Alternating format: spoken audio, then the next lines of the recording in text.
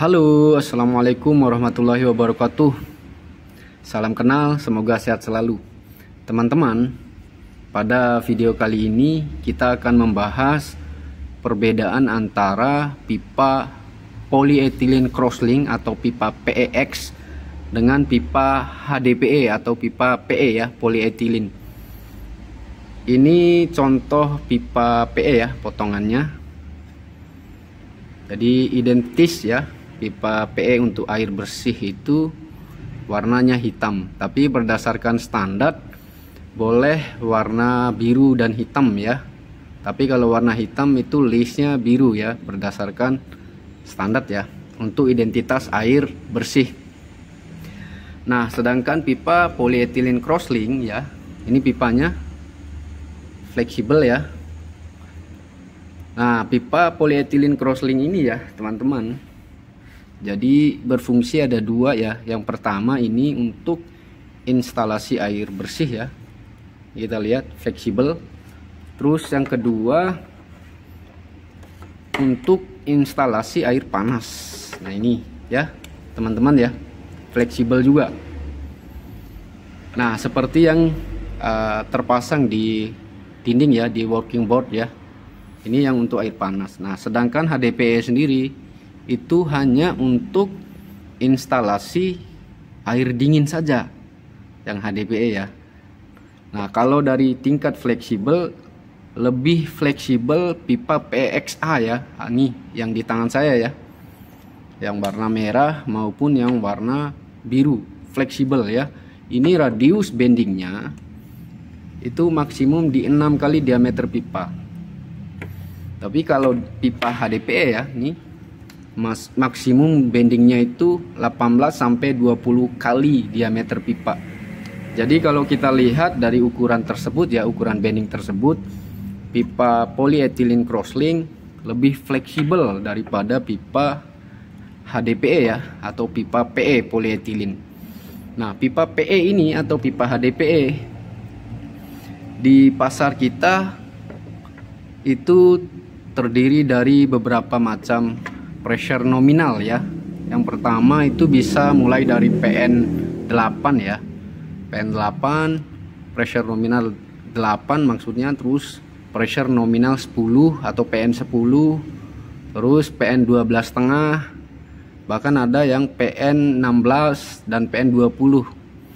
Nah biasanya ya teman-teman, untuk pipa HDPE ini sendiri ya, ini sering digunakan untuk jaringan distribusi PDAM, pipa HDPE ya.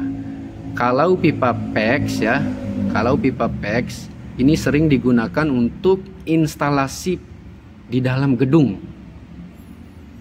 Nah kalau HDPE untuk jaringan ya, jaringan itu kurang lebih ya dari sumber air untuk melayani klaster atau rumah-rumah penduduk ya, itu sampai meter air atau sampai sambungan rumah itu dilayani oleh pipa HDPE. Kalau pipa PEX itu untuk melayani alat saniter yang ada di dalam rumah. Itu penggunaannya ya teman-teman ya. Jadi pipa HDPE ini banyak digunakan di proyek-proyek PU ya, untuk jaringan distribusi pipa utama, misalnya di jaringan distribusi untuk melayani kota A, kota B, atau kecamatan, bahkan sampai RT RW ya, itu untuk PDAM. Ini menggunakan pipa HDPE. Nah pipa HDPE ini sendiri memiliki umur ya, dari standarnya itu 50 tahun berdasarkan pressure nominal ya, atau PN tadi. Misalnya PN10 ya, PN10 suhu air 20 derajat itu lifetime pipa HDPE itu 50 tahun.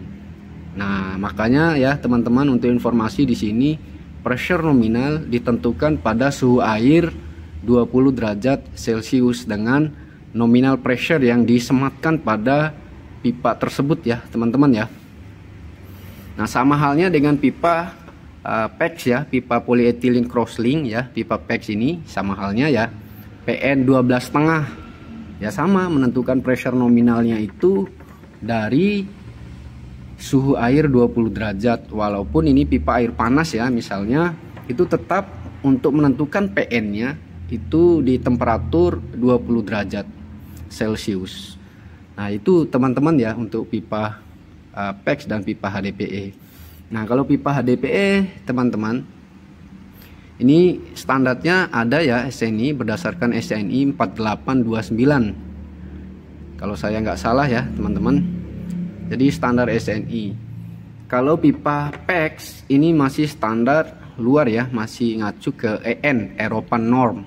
Atau ada ISO juga, ISO EN, European Norm. Di SNI belum ada ya untuk pipa PEX. Hanya untuk sementara ini adalah pipa HDPE. Makanya di proyek-proyek pemerintah untuk jaringan distribusi pipa air bersih itu sudah mulai memang menggunakan pipa HDPE.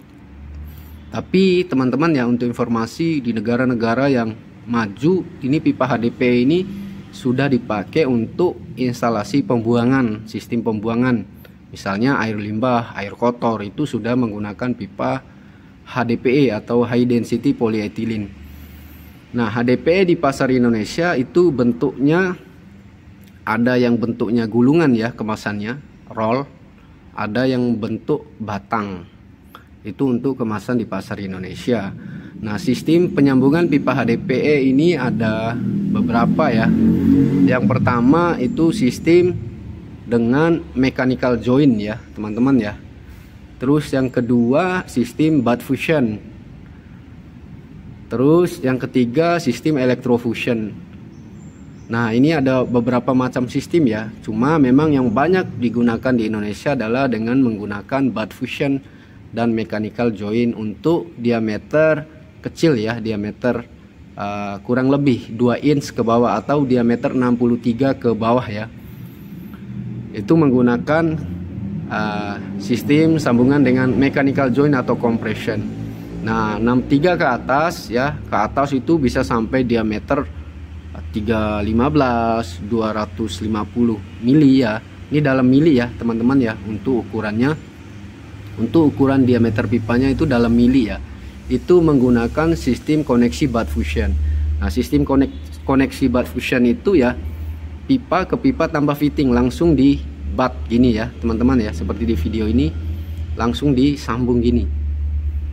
Nah, pasti ya teman-teman ya, pada saat proses penyambungan ini adalah menggunakan panas ya, menggunakan alat welding fusion namanya teman-teman. Itu untuk pipa HDPE. Maka pipa HDPE ini memang sangat cocok untuk hari ini ya teman-teman, untuk sistem jaringan distribusi pipa utama. Itu yang pipa HDPE ya. Nah, pipa HDPE di Indonesia juga ada dua ya, ada dua PE. Yang pertama PE 80 dan PE 100. Nah, mungkin nanti di video selanjutnya kita akan bahas perbedaan PE 80 dan PE 100 ya untuk pipa HDPE sendiri. Oke teman-teman, terima kasih telah menonton ya. Semoga bermanfaat. Salam sama keluarga. Wabillahi taufik wal hidayah. Wassalamualaikum warahmatullahi wabarakatuh.